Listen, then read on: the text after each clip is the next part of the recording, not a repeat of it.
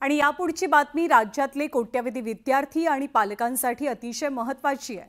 राज्य सरकारच्या बोर्डाच्या शाळेमध्ये आता सीबीएसईचा अभ्यासक्रम शिकवला जाणार आहे। सरकारने घेतलेल्या निर्णयामुळे पालक, विद्यार्थी आणि शिक्षक सगळे संभ्रमात आहेत।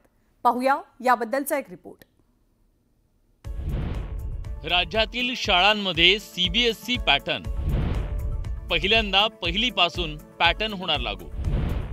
एक देश एक अभ्यासक्रमाचा प्रयोग। शिक्षण मंत्र्यांच्या निर्णयाचे तीव्र पडसाद। यंदाच्या शैक्षणिक वर्षापासून स्टेट बोर्ड शाळेतील विद्यार्थ्यांच्या अभ्यासक्रमात सीबीएसई पॅटर्न लागू करण्यात येणार आहे। यावर्षी केवळ इयत्ता पहिलीसाठी हा पॅटर्न लागू होणार आहे।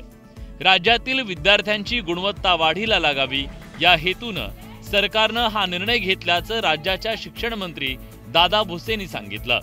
त्यामुळे आता झेडपीच्या शाळेत सुद्धा सीबीएसईचा अभ्यासक्रम शिकवला जाणार आहे। इयत्ता पहिली या वर्गाच्यासाठी सीबीएसई पॅटर्नवर आपण त्या ठिकाणी जाणार आहोत।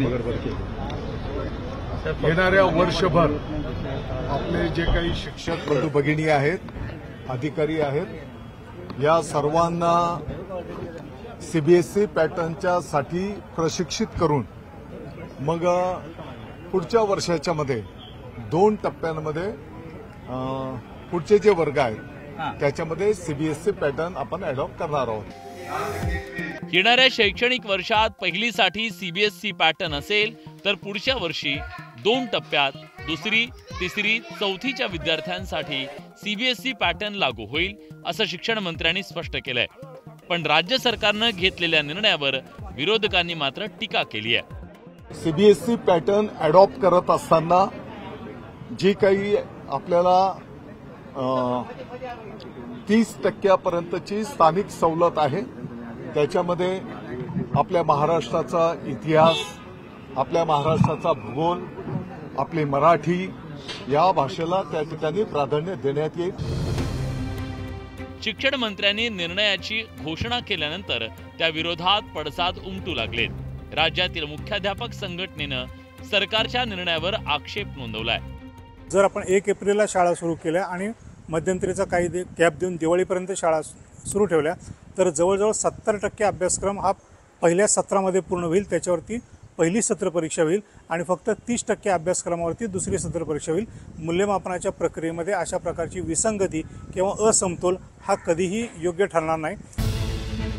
सरकारनं सीबीएसई पॅटर्न लागू करण्याचा निर्णय घेतला असला तरी त्यातून काही सवाल निर्माण झालेत। सीबीएसईचा अभ्यासक्रम बदलणार की पॅटर्न बदलणार? अभ्यासक्रमात महाराष्ट्राचा इतिहास आणि भूगोल असेल का? पुस्तकं सीबीएसईची, मग परीक्षा कोण घेणार? महाराष्ट्र राज्य बोर्डाचं नेमकं पुढे काय होणार? गुणवत्ता वाढीसाठी हे आणि असे अनेक प्रश्न सध्या अनुत्तरित आहेत। गुणवत्ता वाढीसाठी अभ्यासक्रमात केल्या जाणाऱ्या बदलाचं स्वागत केलं जात आहे, पण तो करत असताना त्याच्या अंमलबजावणीतले अडथळे, त्यातली अस्पष्टता आणि कुणालाही विश्वासात न घेता घाईघाईत निर्णय घेतला गेल्याचा होणारा आरोप, त्यामुळे या निर्णयातून एक वादंग उभं राहिलंय। Bureau report, news 18 Lokmat.